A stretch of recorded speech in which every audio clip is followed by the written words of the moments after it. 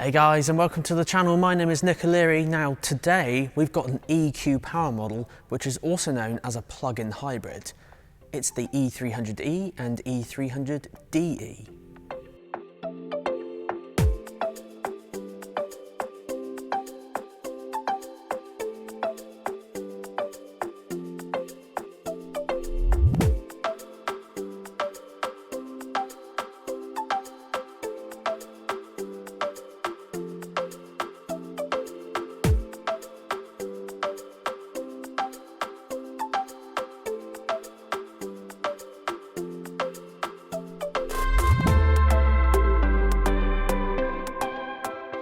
So guys, before we dive into the actual car itself, I feel like I should add, I have actually already covered a video on the previous E-Class versus the new E-Class. So if you wanted to know more about that, do click on the link up above. But in this video, we're going to focus on the hybrid elements of it. A facelift is essentially just a few upgrades here and there, but most importantly, the shell of the car or the shape does not change. So things like bumpers, lights, multimedia system upgrades, these are all things that change on the facelift that give it a kind of fresh new look. Think of it as a refresh halfway through the car's life cycle, which is typically 6 to 7 years. Now, the most important part of any car is of course its powertrain, and in this car it features a 13.5 kilowatt hour battery which allows you to travel up to 30 miles on all electric. Now, just in case you have to go further afield, there is also an engine as well. So in this car we have the 2-litre diesel, but you can also get it in the 2-litre petrol as well. Now those 30 miles are based on a WLTP test, so that stands for a Worldwide Harmonised Light Vehicles Test Procedure, and it shows you the best range that you'll get in the most ideal conditions.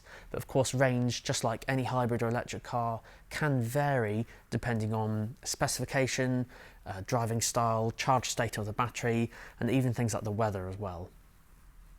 Now, with all plug-in hybrids, it's really important to show off the boot capacity, mainly because the high voltage battery does need to go somewhere. And in the E-Class, it literally just goes into the boot here. So yes, you do lose boot space, but E-Classes are renowned for having a large boot because they're typically a bigger car anyway. So as this is, you have 400 litres boot capacity with the seats up, and there's even space here for you to put the cables as well so they don't eat into the top part of the space. Now, if you need more space, you can also fold the seats down as well. Now, the E-Class has had a few updates on the inside as well, just like I covered in the E-Class comparison video. Now, when I did that video, I only had access to an E-Class Sport. Now it's been out for a little while. This one's actually an E-Class AMG line, which is really nice to see because this is a different steering wheel. You actually have these kind of two twin spoke designs on the steering wheel, which is nice, and they've got touch pads on each section. So AMG line obviously adding to that kind of sportier look. MBUX being standard on most models of Mercedes-Benz now, so it's controlled using the touchpad in the middle. So you just swipe this left and right like that to go through different screens, click it in on the thing you want to go to, and there's a dedicated back and home button to kind of navigate forwards and backwards on menus. It is also a touch screen as well, so if you wanted to literally just tap on the relevant icon on the screen, it'll do the same thing. And then the home button up here. So that's two ways. There's another two ways of doing it as well. So you can do it directly on the steering wheel just by swiping here and clicking on home and so on and so forth. But you can also talk to it as well. Hey Mercedes, how can I help? Turn on my reading light, please. I'm switching on. And just like that, the light's on. Now I'll turn him off just for now. So as this is a plug-in hybrid, it does have a different menu. So if we swipe along here, we'll see there's a new menu here called EQ. Now EQ is Mercedes-Benz branding for electric intelligence. So it's basically a few things to aid owning a plug-in hybrid. So if we go in here, there's a few things called departure time and maximum charge current and electric in the city and energy flow. These are all things to do with the plug-in hybrid system. So for example, the departure time, you can actually set the time that you're going to leave your house or work or anything like that, and the heating can come on, all the air conditioning, the cooling, and get the cabin in here to the right temperature before you leave, which is very, very nice. Now, maximum charge current is going to be if you're plugging it in via a domestic main socket. We'll cover this in a minute, but you can actually limit the amount of power going into the car just in case you have like some older electrics in like a garage or something. Now, a very important point on plug-in hybrids is a thing called dynamic select, which is essentially the driving modes on the road. And in Mercedes cars, it's located usually just in the top left, down in the middle. So in this car, we have quite a few to choose from. So you have eco, battery level, electric, comfort, sport, and individual as well. So there's quite a few to choose from there. So just very quickly going through what they do. Eco is the car's most economical mode.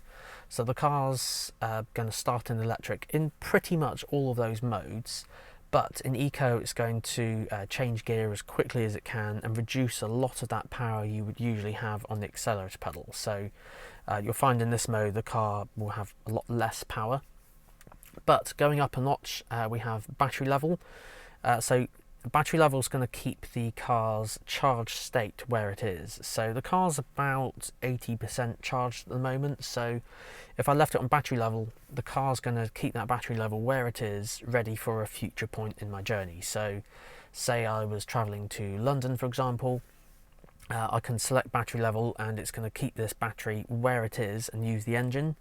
And then when I get to London, I can then maybe put it onto the next mode, which will be electric. So this is where after you've saved your battery for a certain point, you can switch over to electric and then use the electric side of it. Now, you don't have to do this. You could just leave it in the comfort mode, which the car's going to start up in most scenarios. Comfort is the default mode, which has a balance of using electric and engine. So when you're driving down the road, it's going to start in electric every time.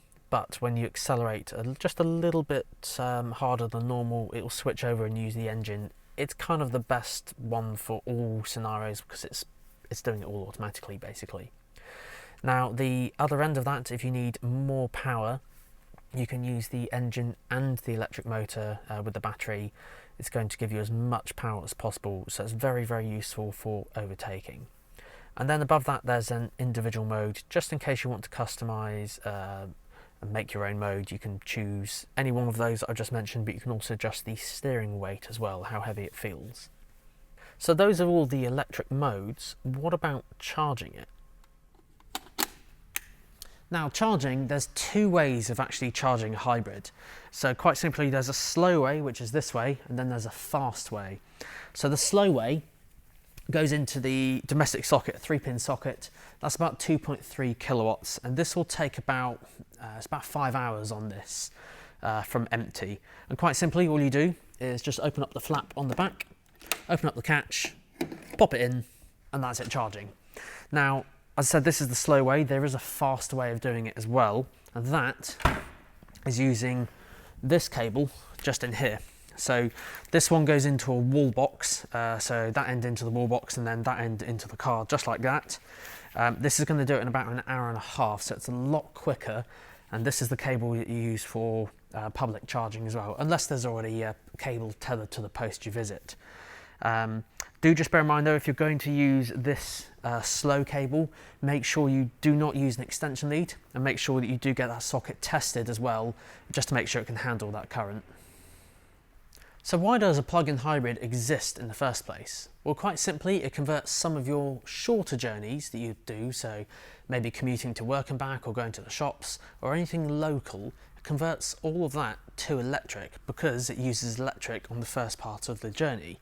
So what's the fuss on running on electric? Well, it's actually cheaper. But it does depend on where you get your electricity from. So the average pence per kilowatt hour for electricity in the UK is about 15 pence. So if you do 15 pence times 13.5 for the size of the battery, that comes in at £2.02 to do up to 30 miles, which is about a third of the cost of petrol or diesel. Now, if you're lucky enough to get an off-peak tariff, you could even reduce that further, and if you find a free public charger, you can charge it up for free. But it also comes down to where you get your electricity from. So some public chargers are a little bit more expensive, so you just have to shop around and see which ones are near you, or of course get a wall box installed to make use of that 1.5 hour charge time.